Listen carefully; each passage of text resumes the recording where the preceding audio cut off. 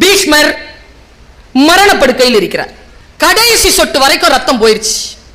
அவருக்கு ஒரு வரம் என்னன்னா, நினைச்சாதான் அவருக்கு சாவு. அவர் மேல் பெருங்கருணை கொண்ட மரண தேவதை வெள்ளை உடையில் வருகிறாள். எல்லா ரத்தமும் போச்சு இல்ல, கால் கை அசைக்க முடியாதுல்ல, இப்பவாவது வாய. அவர் சொல்றாரு, யார் நீ? நான் மரணங்களின் தேவதை, மரியாதையா போயிடு, எனக்கு கொஞ்சம் வேலை இருக்கு, முடிச்சுட்டு கூப்பிடுறான், போவா.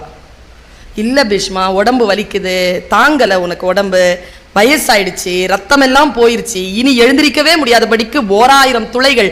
வாய சொல்றேன்ல, போ. நான் சொல்லும் போதும் இல்லைன்னா சபிச்சிருவேன். போயிட்டா. கண்ணை மூடி படுத்துட்டு இருக்கிறாரு. மறுபடியும் திறந்து பார்க்கிறார், ஏதோ ஒன்று அசைது.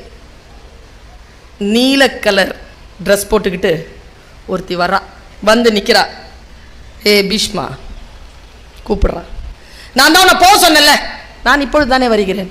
சரி, யார் நீ சொல். நான் அம்புகளின் தேவதை.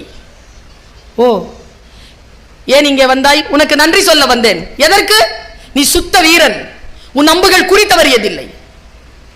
மகிழ்ச்சி. நீ அம்பை விடுகின்ற பொழுது பகைவனுடைய நெஞ்சு பிளந்து வெளியில் வரக்கூடிய ரத்தத்தில் முதல் துளி எனக்கு அவிசாக கிடைத்திருக்கிறது. நான் பலனடைந்திருக்கிறேன். நீ சுத்த வீரன். நன்றி பீஷ்மா, ஏற்றுக்கொண்டேன், போ. கிளிக்னு சிரிக்கிறான். சொல், ஏன் சிரித்தாய்? உன்னை எனக்கு தெரியும். சரி, உன் பகைவர்களை எனக்கு தெரியும். சரி, உன் அம்புகளை எனக்கு தெரியும். சரி, உன் நண்பர்களையும் எனக்கு தெரியும். நில். முதலில் சொன்ன மூன்றும் சரி. ஏனென்றால் நீ அம்புகளின் தேவதை. என் அம்புகளை தெரியும், என்னை தெரியும், என் பகைவர்களை தெரியும். என் நண்பர்களை எப்படி அடி தெரியும் உனக்கு? அப்படி என்றால் நீ அம்புகளின் தேவதை இல்லை. என்னவுடன் கலகல என்று சிரித்துக் கொண்டு அந்த நீல ஆடை உடுத்திய தேவதை சொன்னாள், ஏ பீஷ்மா, நான் அம்புகளின் தேவதை தான். இந்த பூலோகத்தில் நண்பர்களுக்கு என்று தனியாக அம்பு எடுத்து வைக்கப்படாத அம்பரா துணி எங்கே இருக்கிறது?